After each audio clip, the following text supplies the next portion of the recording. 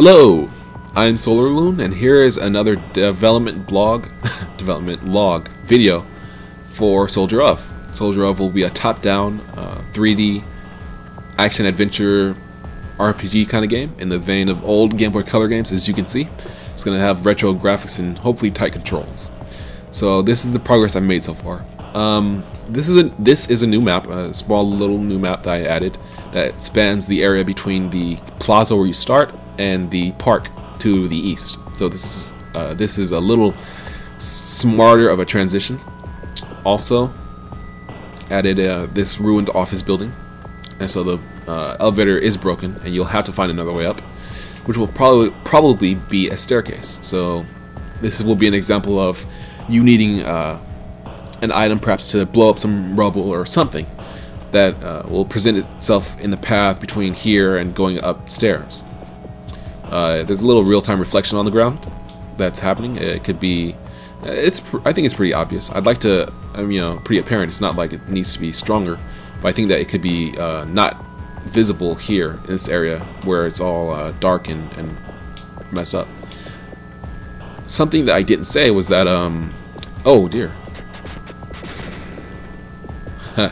Something that I didn't say was I'm controlling the game with a joystick now. So instead of having to use the keyboard, you can now use the joystick.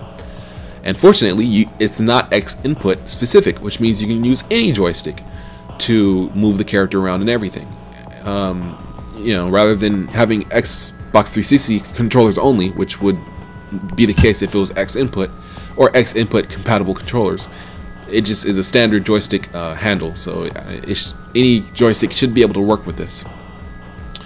So something else I added, and everything's completely functional with the joystick. You can move, you can shoot, you can go to this pause menu. That's something. I added the ammo indicator at the top for both your primary and secondary item. The playtime to the right, and the equipment menu is new. What my idea was, and what I have here, is the ability to equip any two items to your primary and secondary item slot. So you can have, for example, a pistol and a rifle, or the targeting system and the boots, if you ever wanted to have such a useless combo. But this allows you to combine your items together in useful and action-oriented or preferred ways. So you, for example, you can say, let's get the boots and the pistol, and then just exit and roll with it. So let's try that out. We have the boots, which allows us to jump, and the pistol. The pistol's really powerful. It has like no spread, and 2 shots take out a soldier, which is pretty powerful. I think I'm going to make it weaker in the future, but as a default, it's pretty good. I think I'll have his sprite change. I think I already did almost all of the sprites for his pistol sprite. I need to change, I guess, each of his a new set of sprites for each different item he can equip weapon. But at least for now, that's fine. Right, you can jump. Oh yeah, I was gonna say that when you shoot with the pistol, it should be a louder or perhaps deeper sound, less light like that. But anyway, that's something else for another day. I changed this sewer so that the water's brown, but I also changed the lighting system, which you'll see in a few seconds when I go inside.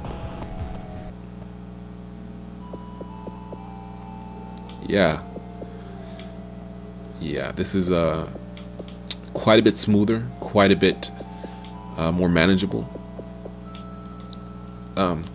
Basically, it's a little complex. It's like there's invisible light objects that are in the game world, and what they do is create these white planes, these white circles. They're positioned really far down, upward, where you can't see it, or you will never run across it, basically. And there's a camera taking a picture of those planes. That makes a texture, which I then put over the screen with multiply set, so that the black areas are opaque and the white areas are transparent.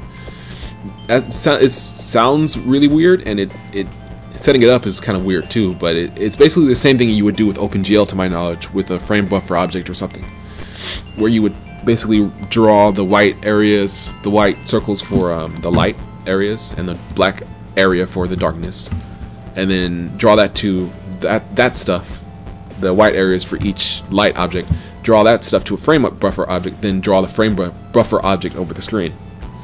So this is but overall it just gives a nice cleaner light system. It's less it's more smooth. It's not as polygonal as polygonal as it was. It's just a very nice effect, and I can have a little more control over it as well. I can stretch the individual light objects to make a longer or wider light or different things like that. But enough about that.